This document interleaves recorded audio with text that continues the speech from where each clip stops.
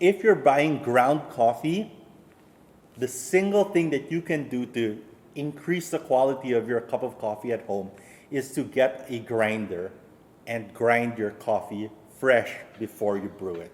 Hey guys, welcome back to Honeycomb. Today we're doing another feature for Daily Drink Mag here on All Things Creative, and we're going to be taking a look at this. So this is a burr grinder. This is a hand grinder called, it's made by a company called Driver Best Choice, and it's called the Handy Coffee Grinder ECO Coffee Appliance.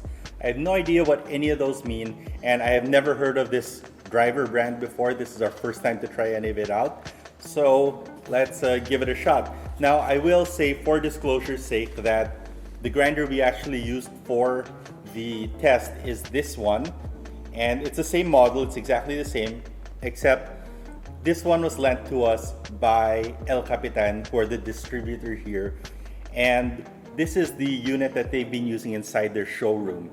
And that means a couple of things. That means that we're using it not in a brand new state, which is good. What we want is a well-used grinder so that we understand what the more standard usage will be like. But they also, aside from lending us this grinder, they also lent us the boxed one so that we can show you what the packaging looks like. And we will be returning it to them. We will be returning both grinders to them. And they have no editorial review. And we promise to be very honest, and integrity is a big deal for us, and they'll know already. In fact, if you follow me on Instagram, you've already seen some of my thoughts on this grinder. And they were very appreciative with how honest we were about them. And it says here 100% made in Taiwan with full parts and grunted quality. I don't know what that means, but yeah, let's dive right into the product. You open the box, and inside, in a little bit of foam padding, you have the grinder wrapped in a foam bag, a little bit of tape, and there's the grinder. Let's take a quick moment to talk about the materials here. So basically, there's this rubber band, and I'm going to take that off just so that you can see that it's a separate piece. So yeah, whoops. You have this rubber band, okay, and that goes around the body, and it holds the arm in place. The entire black part of the body, that is made of plastic. It's a very hard plastic. Now you might think that that might lessen the durability, but if you compare it here to the Porlex, although it has a stainless steel exterior, you can see that on the inside it's also plastic.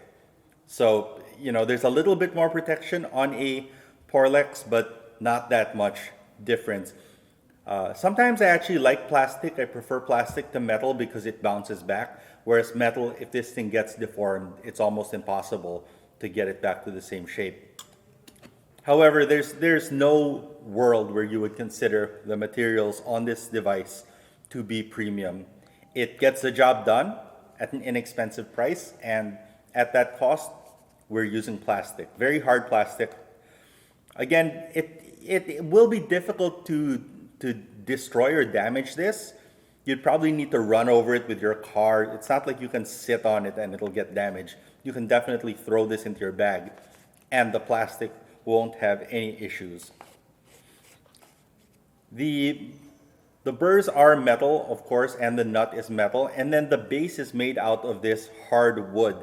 Now, this hardwood is nice to look at, it's nice to hold, but I can imagine that over time, you're going to have concerns with oil buildup inside of there, in that it's a porous material, and oils and grounds can get stuck in there over time. But on the flip side, it's also possible that with enough usage and enough oils, that chamber becomes well seasoned and protected. So honestly, it could go either way. This costs 2,300 pesos here in the Philippines. When we're talking about hand grinders, there are all sorts of prices. You can get a Hario mini mill at around the same price, just under 3,000. You can get a Porlex mini for around the same price. And then when you start to double the price, you start to go to like the 8,000 and up range. Now you have the Espresso, the Lido 2, lots of grinders. And then in the upper range, you have the Kino, you have the Comandante grinder. Those are all great grinders. But I think that when you are selecting a grinder like this, price is a big deal. So if you are going to be buying the cheapest grinder, the difference between 2,400 and 3,000 is significantly large. That's a big jump. You're talking about 30% more in terms of money. And we should not really be comparing this to something that is 8,000 pesos or 16,000 pesos. If you were to compare this with those grinders and you say, if I was going to spend 20% or if I was going to spend 5 times more, then I would spend on this grinder. Would I get 5 times the amount of grinder? Maybe, maybe not. I would say probably not. But when you start to get into high quality, like precision grinding, you pay a lot more for just that 5% improvement, that slightly better grind. Again, we talked about the price being important, so I'm going to compare it to a similarly priced product, which is the Porlex. And this is my Porlex. I've been using this for about 6 years already. So there are some issues with it being older and maybe I needed some replacement burrs. But generally speaking, I still make coffee with this thing and I'm pretty happy with the consistency. The main reason why I bought this, we're talking about 2013, 2012. When we chose grinders, when we chose hand grinders, everyone was talking about how you wanted a ceramic burr, right? And supposedly the ceramic burrs would not generate as much heat during the grinding process. And that turned out to be not true at all. Like if you ground for 5 minutes in this grinder, you would definitely generate heat and you would feel those burrs get hot. And in addition to that, ceramic would wear down faster than steel burrs. So that's one way that this grinder, being a steel burr grinder, is already better than the Porlex in the fact that it's going to be more durable, right? Metal just lasts longer than ceramic. The other thing that never made sense to me with the ceramic burr is that they said that it doesn't retain heat or it doesn't get hot as quickly as the metal burrs. But, I mean, your coffee cups are ceramic and they are designed to heat up and retain heat. So that doesn't make any sense either. So I think, generally speaking, in today's modern hand grinder field, you want a metal burr. So in that respect, this one is already a better choice than the Porlex. In terms of size, I think that they're both good sized, but this one is slightly smaller and slightly more travel friendly. The handle is also smaller, and when you pack it into the rubber band that comes with it, it's a nice tight package. We tested it with a series of beans, with a bunch of beans, and the chamber holds more or less 16 grams of coffee. So it's about 15.5 to 16.5 grams of coffee, which is about one serving, which is great. You can fill it up with that one serving of coffee beans, put the whole thing in a Ziploc so it'll be airtight, and take that with you. You're off to the races or wherever you want to make your coffee, camping, who knows. Now, can you use it for espresso? I would say that generally speaking, you cannot use either of these grinders for espresso. But in a pinch, you can use the Porlex. So what we did was we took some coffee, the same coffee, it's a Brazil coffee that we ground on the finest setting for both of these grinders. And on the driver, you simply take it down to its lowest click level. When we measure on this little nut here, when you turn it, it makes little clicks. And when you turn it all the way to the end, I guess we can call that 0 clicks. So here's a photo of 0 clicks on the driver grinder versus the Porlex, and you can see right away that the Porlex grinds significantly finer than the driver. However, for home pour over, you probably don't want to be grinding that finely anyway. Now, as for fines and particle distribution, both are pretty good in terms of getting a consistent grind particle size. However, we noticed that there were slightly more fines coming out of the driver, and we didn't use a sift test or anything, but here's a napkin test that I like to do, where you put the grounds on a napkin, spread them out, and then pour the grounds off of the napkin to see how much stayed on the napkin. It's not that scientific, but it's a good way to remove fines from your grounds when you're making coffee. So it's also a good way to see, okay, how many fines from the grounds are actually going to stay on that napkin. It's not the most scientific way, but it does give a general idea of how many fines stayed on the napkin versus on the Porlex. And there were quite a bit more. So grinding, in terms of efficiency, we found that grinding one serving at 15 grams or a full chamber takes about 3 minutes to grind. Or if you loosen it up to about 8 clicks, which is good for a Kalita 102, this grinder grinds coffee at about 1:40. So it's efficient. You can get your coffee quickly. In terms of finishing, I think the machining on this, in terms of quality, is just okay. I don't think it's fantastic. When you compare it to other grinders, they might have better machining. You know, of all these little edges and stuff. The plastic cover on this is just okay. But at the price, you can't complain. You're talking about a price where you can buy this. You can buy a Kalita 101 or 102 in plastic and not have to spend, 3,000 pesos or more, which is the price of a Timemore C2. Now, talking about the Timemore C2 or the Timemore C2, I would say that I would not give a recommendation based on that grinder simply because I don't have experience with it, unlike a lot of the other grinders that are available in the market. I have extensive knowledge with the Hario Mini Mill, with the Skeleton, with the Porlex, of course, with the Lido, with the Comandante. I've made thousands of coffees with those. But with the Timemore C2, I probably only made 3 or 4 coffees with that grinder. With this grinder, I've been using it all week, so I probably made around 50 coffees with this grinder in particular. Do I like it? Yes, I like it. Does it grind consistently? Yes, it does. Can it do espresso?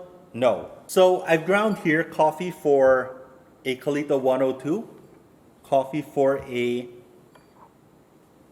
Origami, and coffee for a V60.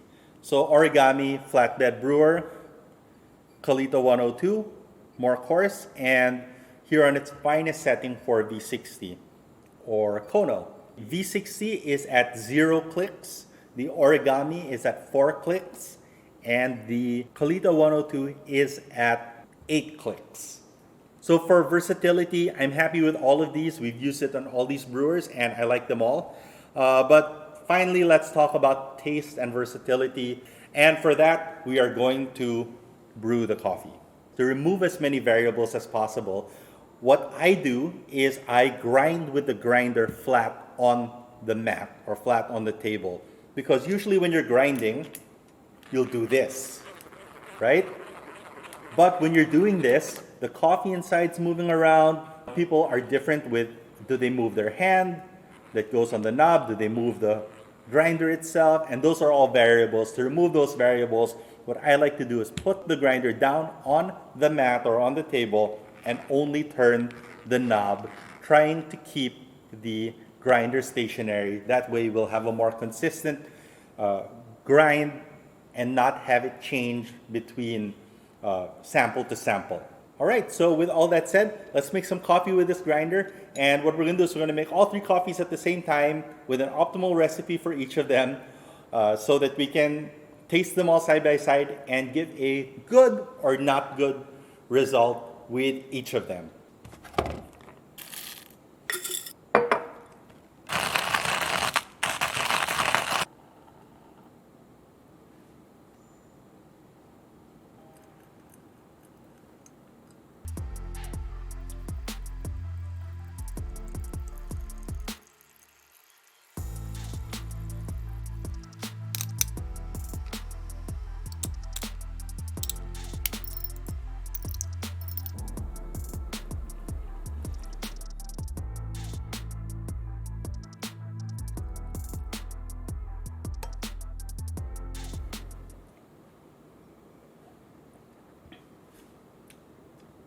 some astringency over here on the coarser grind. I think we're starting to taste the distribution of the coarser grounds and a lot of the fines getting stuck in there. There's a lot of difference between the fines and the coarse grounds as the grinder goes coarser.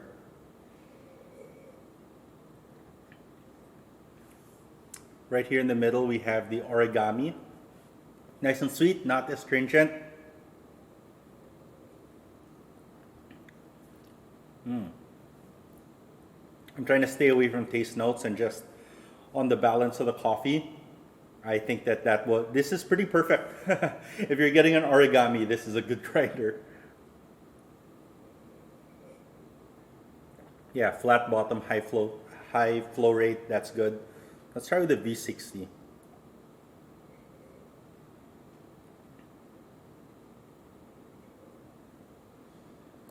Surprisingly close.